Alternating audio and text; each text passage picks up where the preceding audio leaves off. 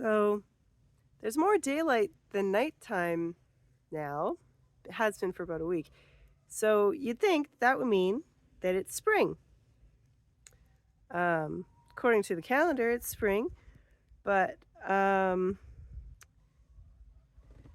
nature disagrees. Disagrees quite thoroughly, actually. 2 days ago, most of that was all melted. Um, and I could see the yard, but not anymore. I'm gonna go try and get as much snow as possible off the chicken coop so it doesn't collapse. Uh, Hope you're staying cozy wherever you are.